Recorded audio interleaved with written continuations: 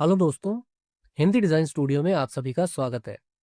दोस्तों, जैसा कि पिछले वीडियो में हमने इस फ्लोर प्लान से ये 3D मॉडल रेडी किया था, जो कि हम रफली और बेसिकली टूल्स को यूज़ करते हुए चल रहे थे।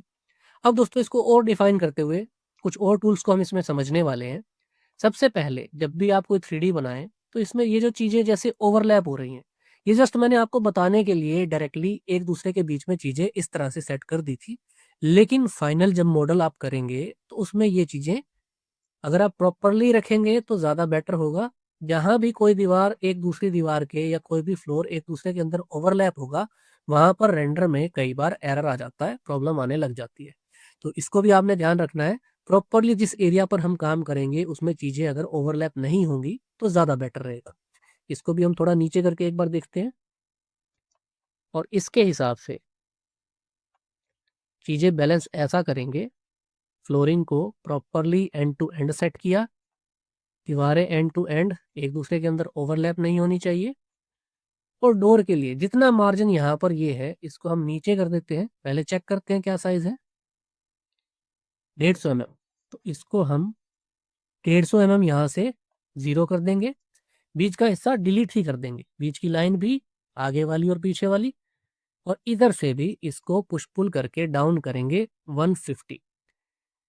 सेम चीज अगर हमने 150 नीचे तरफ किया है तो ऊपर की तरफ से भी लाना पड़ेगा 150 एंड 150। अब अगर आप इसका सिल लेवल चेक करेंगे तो यहाँ डोर की टोटल हाइट 2400 है, जो कि हमने 2400 रखी थी। 750 का सिल लेवल और उससे ऊपर हमारी विंडो, टोटल यहाँ पर 2400 का लेवल मैच हो गया। अब इसके हिसाब से हम इस प्लान को डिटेल्ड फाइनल कर सकते हैं। एक काम और करते हैं, हमारे इस पीडीएफ को स्क्रीनशॉट करके जेपीईजी फाइल में हम सेव कर लेंगे, ताकि हम इसको डायरेक्टली स्केचअप में ले जा सके। इसको यहाँ पर मैं प्लान के नाम से सेव कर देता हूँ। इसके बाद स्केचअप में जाकर फाइल में जाकर इंपोर्ट और यहाँ प्लान जेपीईजी फॉर्मेट सेलेक्ट करके इंपोर्ट करेंगे। इसको हम यहाँ पर रैंडम साइज में फिलहाल रख लेंगे। जस्ट हमें इसको रीड करने के लिए यहाँ लाना था, ताकि हमें बार बार पीडीएफ में स्विच ना करना पड़े। अब यहाँ पर आप देखिए, आगे हमें जो वरांडा दिखाना है उसके साथ में एक स्टेयर है, और जिसमें कि स्टेयर में यहाँ पर 300 की विड्थ दिखाई है और 3000 की लेंथ दिखाई है। तो यहाँ पर हम इसमें लेंथ तो पूरी रख ही लेंगे। इसके बाद विड्थ की जो बात है, अगर मान लीजिए एक स्टेप यहाँ ये बन रहा है, तो इससे आगे जो 300 का स्टेप बनना है वो कुछ इस तरह से बनेगा। यहाँ पर इस कॉर्नर से लेते हैं नीचे की तरफ, पुश पुल किया 300, सेलेक्ट ऑल करके ग्रुप, और इसको यहाँ रखेंगे इस तरह से, ताकि एक प्रॉपर स्टेप दिखना चाहिए। पहला एक स्टेप, उसके बाद वरांडा, और वहीं से हम अंदर जाने के लिए यहाँ रास्ता देंगे। तो अब ये जो स्टेप हमने बनाया, ऑब्वियसली इस स्टेप को हम कुछ इस तरह से बनाएंगे कि नीचे भी पूरा लेवल मैच होना चाहिए। पीछे की तरफ भी ये थोड़ा कम था, तो इसको भी सेट कर देते हैं। फ्लोर लेवल भी हो गया और नीचे का लेवल भी हमने कुछ इस तरह से बैलेंस कर दिया। अब यहाँ पर हम इसमें प्रॉपरली चीज़ों को बैलेंस कर सकते हैं। अब सबसे पहले अगर इसका छत भी यहाँ हम बना देते हैं, एक कॉर्नर से दूसरे कॉर्नर तक, then 150 mm, select all, make group. तो आप इस हिस्से को कुछ इस तरह से समझिए कि यहाँ पर दरवाज़ा, खिड़की, ये स्टेप, और ये हमने बना लिया। जो कि हमारे इस पीडीएफ में अगर आप फ्रंट एलिवेशन देखोगे तो फ्रंट व्यू आपको कुछ ऐसा ही दिखेगा। एक स्टेप, उसके बाद वरांडा, फिर यहाँ पर एक दरवाज़ा, एक खिड़की, और इधर वाला हिस्सा अभी हमने मॉडल करना है, इसको हम बाद में मॉडल करेंगे। तो फिलहाल एक दरवाज़ा और खिड़की लगाने पर और उसके बाद छत को अगर हम कंप्लीट कर दें तो बेस मॉडल तो रेडी हो गया। वापिस आते हैं।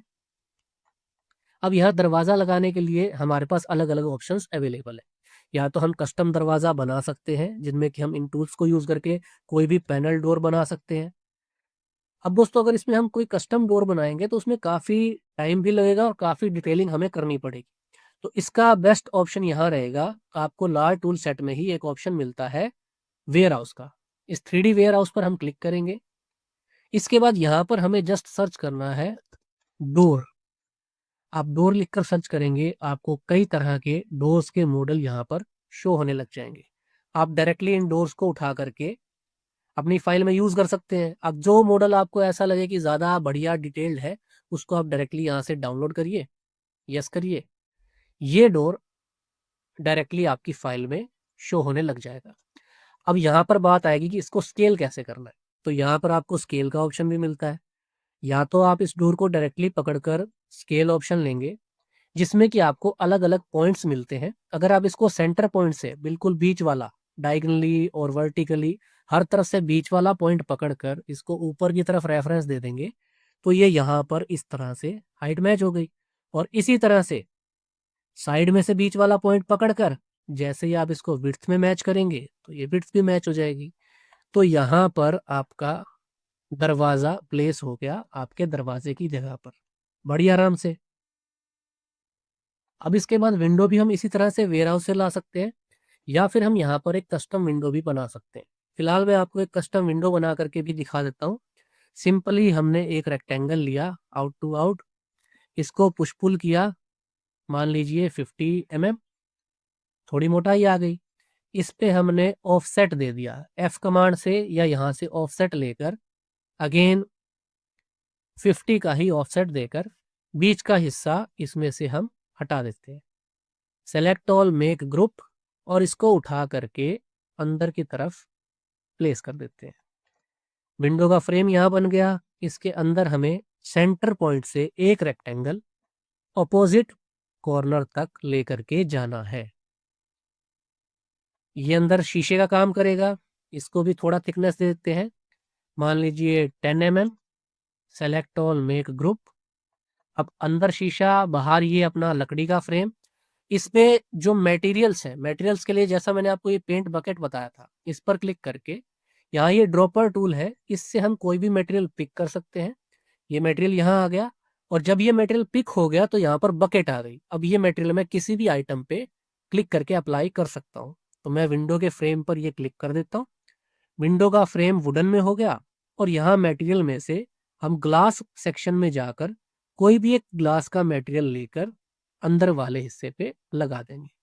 तो अब यहाँ पर ये विंडो लग गई जिसमें कि ग्लास लगा हुआ है, और ये दरवाजा लग गया।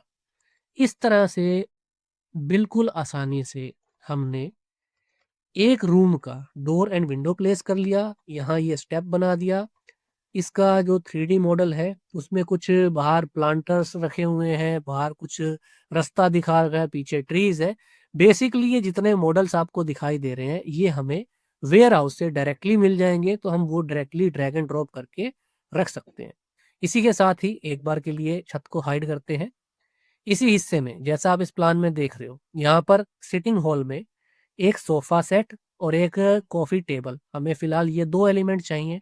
अब डोर विंडो के बाद यहाँ पर दो एलिमेंट हम वेयर हाउस से ही डायरेक्टली ला सकते हैं।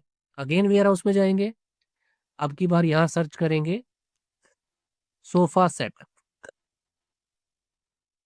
यहाँ पर आपको अलग अलग तरह के सोफा और उनके मॉडल कंपोनेंट में या ग्रुप में मिल जाएंगे, जो भी आपको ठीक लगे। कोई भी डायरेक्ट पूरा सेट उठा के आप रख सकते हैं।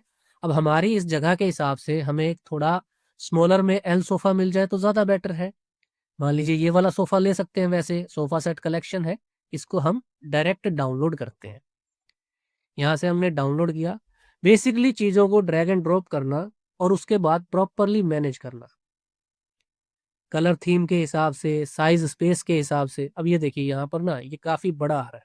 एक बार इसको रखकर रोटेट करके देखते हैं। अब यहाँ रोटेट टूल है, इसमें रोटेट टूल में जिस भी एक्सिस से हमें चीज को रोटेट करना है, अप की से ऊपर से ये ब्लू एक्सिस लॉक हो जाएगा, राइट लेफ्ट से पर्टिकुलर ग्रीन या रेड एक्सिस लॉक होंगे। तो मैं इसको अप की प्रेस करता हूँ, मैं इसको टॉप से रोटेट करना चाहता हूँ, एक क्लिक करके इसको यहाँ रोटेट करते हैं 90 डिग्रीज। अब ये देखिए आप कि ये सोफा जो है हमारे रूम से भी बड़ा जा रहा है कहीं ना कहीं। एक बार इसको रख के देखते हैं ये किस हिसाब का हमें दिखाई देता है। अब यहाँ पर सोफा काफी ज्यादा बड़ा है, स्केल के अकॉर्डिंग अगर हम इसको स्ट्रेच करेंगे या छोटा बड़ा करेंगे तो इसका प्रोपोर्शन बिगड़ जाएगा। इसके लिए इतना बड़ा सोफा हम यहाँ नहीं रख सकते। एक बार मैं आपको स्केल करके भी दिखा देता हूँ। या तो हम एक कॉर्नर से आउट टू आउट इसको अगर छोटा करेंगे तो फिर ये अकॉर्डिंगली प्रोपोर्शनेट तो इक्वली छोटा होगा, लेकिन वो थोड़ा ऑड लगने लगेगा। यहाँ अगर मान लो मैं इसको 0.5 साइज का छोटा कर देता हूँ तो कमरे के हिसाब से अब देखिए इसका स्केल बिगड़ गया। अब इतना स्मॉल सोफा तो नहीं होगा, तो ये चीज को आपने ध्यान रखना है। जिस तरह की आइटम स्केल के साथ मैच होगी वो हमने यहाँ से लेनी है। अब इसमें हम यहाँ से कोई अगर सिंगल सोफा या कोई और दूसरा मॉड्यूलर सोफा लेंगे वो काम दे सकता है। एक बार ये वाला ट्राई करते हैं, मे बी ये हमारे सोफा में यहाँ काम दे जाएगा। डायरेक्टली ड्रैग करना है, ड्रॉप करना है, और उसके बाद आपकी रिक्वायरमेंट के हिसाब से कहाँ तक चीजें फुलफिल हो रही हैं ये आपने क्रॉस चेक करना है। अभी देखते हैं।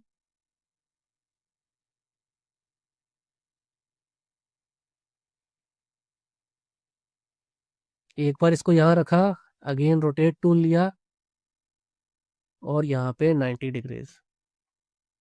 सोफा ये भी काफी बड़ा है पर कोई बात नहीं, इसको फिलहाल हम बैलेंस करके एक बार के लिए रख सकते हैं। जस्ट हम इसमें से सोफा को ले लेते हैं, ये पूरा ग्रुप बना हुआ है। तो अब हम यहाँ से इस सोफा को और इस टेबल को मूव कर देते हैं हमारे प्लान के अंदर। जस्ट यहाँ रखकर बाकी आइटम्स को एक बार के लिए मैं हटा देता हूँ। फिलहाल हमें इसकी जरूरत नहीं है, इनको हमने डिलीट कर दिया। अब इसी तरह से जो डाइनिंग सेट है, जो बाकी चीजें हैं, वो हम इसके अंदर प्लेस कर सकते हैं। फिलहाल जस्ट ये आपको बताने के लिए था। इसको एक बार वापस से एडिट में जाकर अनहाइड ऑल कर देते हैं। सारी चीजें वापस आ गई। अब आप यहाँ से देख सकते हैं, इस खिड़की में से हमें अंदर सोफा दिख रहा है, टेबल दिख रहा है, ये हमारा हॉल बन रहा है। जो बेस मॉडलिंग है वो कुछ इस तरह से काम करती है। दोस्तों अब इसके बाद आपको इन टूल्स में से एक बार बेसिक सभी टूल्स के बारे में थोड़ा थोड़ा बता देते हैं, ताकि हम जो भी मॉडल फाइनल कंप्लीट करेंगे उसको अकॉर्डिंगली हम बाकी प्लगइन्स और बाकी टूल्स को भी साथ में यूज कर सकें। तो सबसे पहले जैसा कि हमने यहाँ देखा था, सिलेक्शन के लिए ऑलरेडी ये कर्सर रहता है, किसी भी टूल को क्लिक करके हम सेलेक्ट कर सकते हैं। लेसो सिलेक्शन के लिए जैसे ही हम पर्टिकुलर कुछ एरिया लेसो टूल में लेंगे तो उसके अंदर के जो भी ग्रुप्स कनेक्टेड होंगे वो सेलेक्ट हो जाएंगे। ये चीज तब काम आएगी जब आप बड़े स्केल पे किसी बड़ी फाइल पे काम कर रहे हैं। इसके बाद आपका पेंट बकेट का जो ऑप्शन है, इससे मटेरियल में काम आएगा, मटेरियल वगैरह पिक करना, मटेरियल बनाना। तो इसका एक पर्टिकुलर क्लास हम अलग से करेंगे जिसमें कि आपको पेंट बकेट और इससे रिलेटेड सभी मटेरियल्स में एक्सप्लेन कर दूंगा।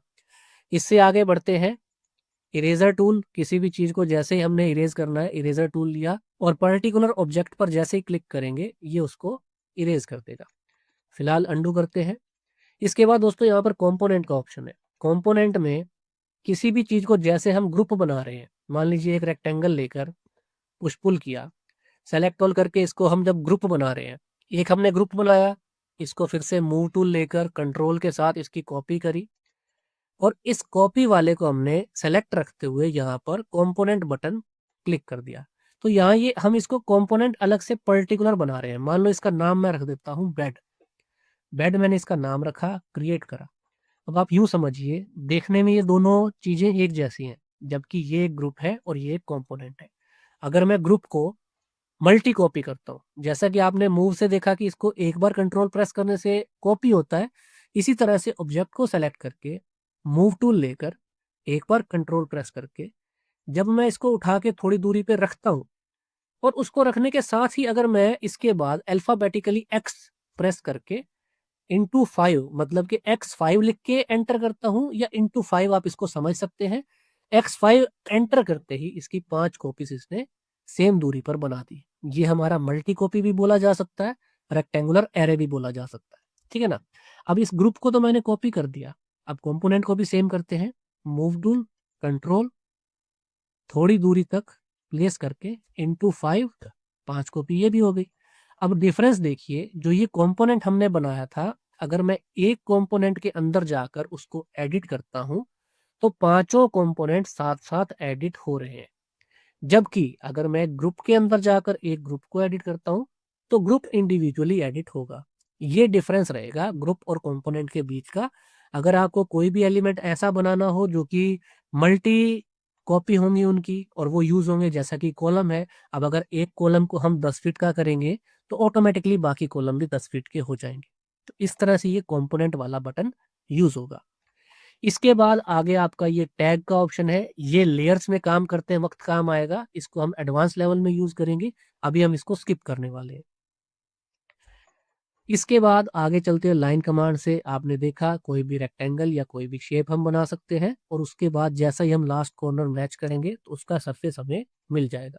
इसी तरह से फ्री हैंड में भी अगर आपको कुछ फ्री हैंड स्कैन करना हो या कुछ बनाना हो तो वो भी आप ले सकते हैं और अकॉर्डिंगली आप उसको भी पुश पुल कर पाएंगे। इसको हम आगे यूज करेंगे। इसके बाद रेक्टेंगल हमने ऑलरेडी यूज किया दीवारों के लिए। साथ में हमारा राउंडेड रेक्टेंगल है। अब इसमें क्या होगा, पर्टिकुलर जो आप रेक्टेंगल बनाओगे उसको किसी एंगल पर बना सकते हो। तो ये भी एडवांस लेवल में ही काम आएगा, फिलहाल इसकी जरूरत नहीं है। इसी तरह से सर्कल की बात आएगी। अब सर्कल में अगर आपको कोई भी सर्कल बनाना है, अब यहाँ देखिए सर्कल में ये डायरेक्शंस जो है ये इसमें टूटी हुई आ रही हैं। अगर इसका कॉर्नर आप क्लिक करोगे, राइट क्लिक करोगे और एंटिटी इन्फो में जाओगे तो यहाँ आपको ये साइड्स दिखेंगी। सेगमेंट, सेगमेंट है 24। अगर इस सेगमेंट को मैं यहाँ चेंज करता हूँ तो ये सर्कल स्मूथ हो जाएगा। 24 से डबल करते हैं, 48, एंटर किया। देखिए यहाँ साइड्स जो है वो थोड़ी स्मूथ हो गई। अगर 48 से और ज़्यादा बढ़ा देते हैं, मान लो 80 अराउंड कर देते हैं, तो ये सर्कल और भी ज़्यादा स्मूथ हो गया। और जितना कम करेंगे, अगर इसको 15 कर देते हैं तो सर्कल यहाँ पर इस तरह से टुकड़ों में बन गए।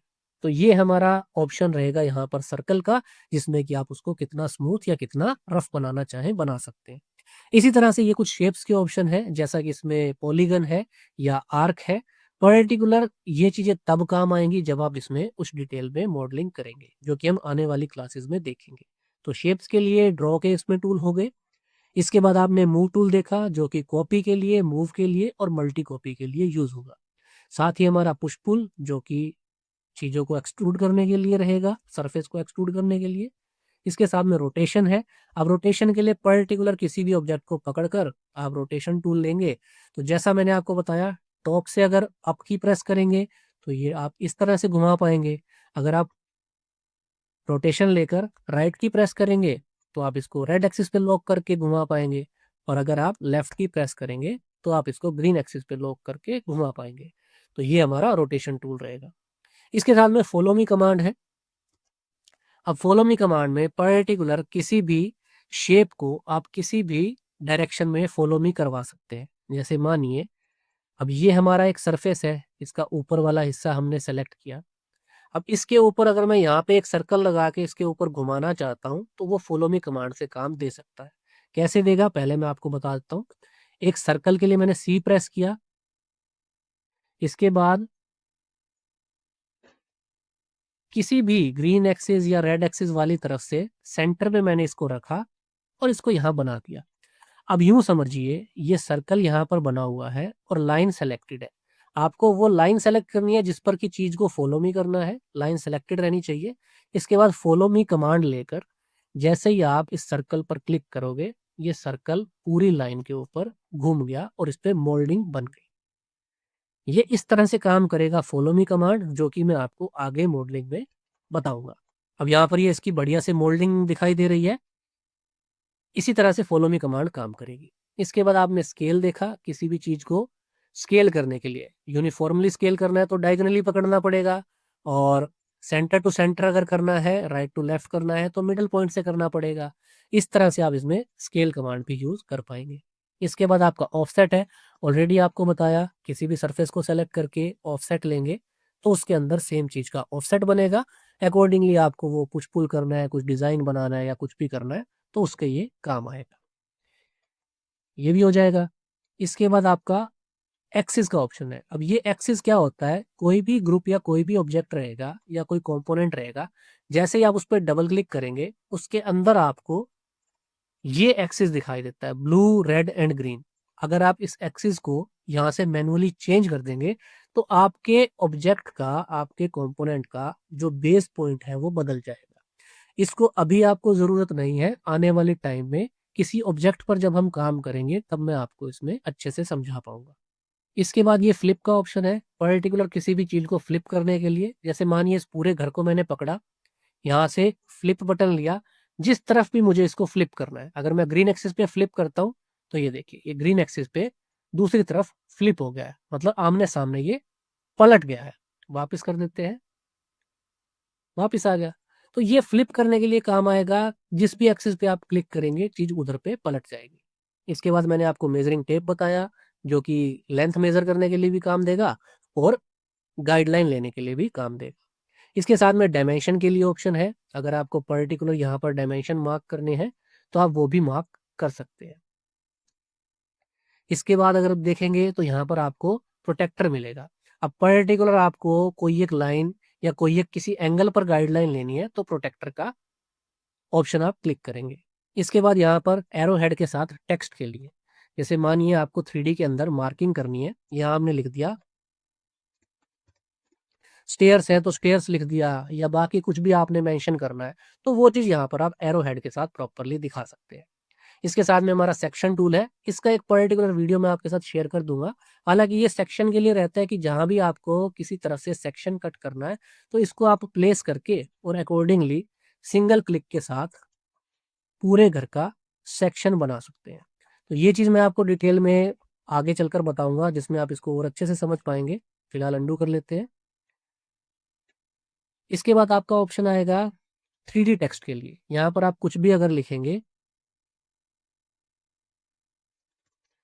तो जिस भी फॉन्ट में जितनी भी हाइट पर आपने इसको सेट किया उसके हिसाब से प्लेस करते ही ये आपका 3D में टेक्स्ट आपको मिल जाएगा।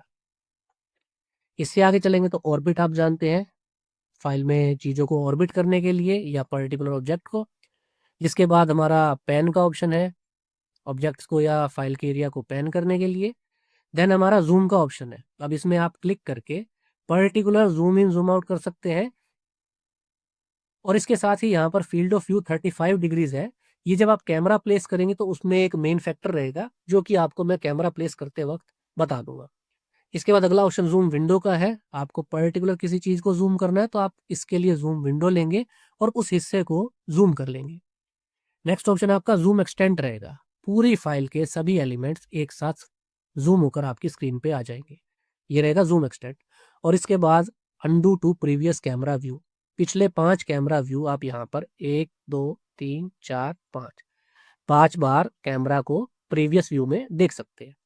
इसके बाद आपका कैमरा पोजिशनिंग है और वॉक का ऑप्शन है, आई लेवल है और फील्ड ऑफ व्यू है। ये कैमरा प्लेसमेंट और सीन सेट करने में काम आएगा, जो कि हम अगले वीडियो में करने वाले हैं। पर्टिकुलर एक कमरे के अंदर खड़े होकर उसका कैमरा एंगल सेट करना, व्यू सेट करना, जो कि बाद में फोटो रियलिस्टिक रेंडर करने के काम आएगा। इसके साथ ही लास्ट में आपको वेयर हाउस का ऑप्शन मिला, जहां से हम ये डोर वगैरह लेकर के आए थे। वेयर हाउस के साथ में आपको ऑप्शन मिलता है एक्सटेंशन वेयर हाउस का, जो कि मैंने आपको ऑलरेडी पिछले वीडियोस में एक्सटेंशन वेयर हाउस बताया था। कोई भी एक्सटेंशन डाउनलोड करने के लिए हमें यहाँ आना पड़ता है। साथ ही हमारा ऑप्शन है स्केचअप टू लेआउट, अगर हमें स्केचअप में प्रेजेंटेशन बनानी है, जब हमारा पूरा 3D का काम हो जाएगा तो इसकी प्रेजेंटेशन के लिए हम डायरेक्टली इस फाइल को लेआउट में खोल पाएंगे, जो कि हम आने वाले वीडियोस में समझेंगे। इसके साथ ही आपका ऑप्शन आ जाएगा ऐड कमेंट का। ये नया ऑप्शन है जो कि 2026 के वर्जन में दिखाई देता है। इस पर पर्टिकुलर आप किसी भी चीज पर मॉडल में क्लाउड पर सेव करके और उसमें कमेंट डाल सकते हैं। ये पर्टिकुलर ऐसा रहेगा कि आपने अगर मॉडल को क्लाउड पे सेव कर दिया तो आप किसी भी पीसी या लैपटॉप में आप इस प्रोजेक्ट को एक्सेस भी कर पाएंगे और अकॉर्डिंगली यूज भी कर पाएंगे। फिलहाल इसको हम एज इट इज छोड़ देते हैं। तो ये फिलहाल हमारा जो लार्ज टूल सेट था, इसके टूल्स का बेसिक जो यूज है वो मैंने आपको बताया। इसके साथ ही यहाँ पर आप देख रहे हैं व्यू में, जैसा आपको बताया था कि isometric view, front view, top view, left view, right view, ये सभी व्यूज यहाँ पे रहते हैं, तो अकॉर्डिंगली इनको भी हम यूज करते हैं। फिलहाल हम आ जाते हैं आइसोमेट्रिक व्यू में। तो दोस्तों हमारे आज के वीडियो में हमने इन बेसिक टूल्स को भी कंप्लीट किया और इस प्लान के लिए एक बेस कॉन्सेप्ट को क्लियर करते हुए यहाँ पर हमने इन चीज़ों को समझा। तो दोस्तों ये हमारा आज का ट्यूटोरियल था, जिसमें कि हम बिगिनर्स के लिए प्रेफरेंस लेकर चल रहे थे। कोई भी बिगिनर अगर स्केचअप सीखना चाहेगा, बिल्कुल जीरो से शुरू करेगा, तो ये सभी चीज़ें आसानी से समझ आ जाएंगी। इसके बाद इसको हम और डिटेल में चलते हुए प्रोफेशनली बिल्ड करते हुए स्केल वाइज और सारी सेटिंग्स के हिसाब से। बाकी चीज़ों को भी यूज़ करेंगे, कैमरा वगैरह सीन सेट करेंगे, साथ ही जो एक्सटेंशंस और जो प्लगइन्स और हमें चाहिए होंगे काम को एडवांस करने के लिए, वो भी हम लेकर के आएँगे। तो आज की वीडियो में आपके साथ यही डिटेल शेयर करनी थी। अगर आज का वीडियो अच्छा लगा हो तो वीडियो को लाइक ज़रूर करें, अपने दोस्तों के साथ शेयर करें और जो भी हमारे नए व्यूअर्स हैं वो चैनल को सब्सक्राइब ज़रूर करें, ताकि मेरे आने वाले सभी वीडियोज़ की नोटिफ़िकेशन आपको मिलती रहे। आपसे मिलेंगे अगले वीडियो में, जिसमें कि हम इस घर को पूरा डिटेल में फाइनल करेंगे। मटेरियल्स की तरफ भी अभी जाना है, कैमरा भी सेट करना है, बाकी चीज़ें भी मैनेज करनी है। काफ़ी कुछ इस सीरीज़ में आने वाला है डिटेल में। तो दोस्तों कनेक्टेड रहिए और चैनल को सब्सक्राइब कर लीजिए। आज के वीडियो में इतना ही। Thank you so much friends.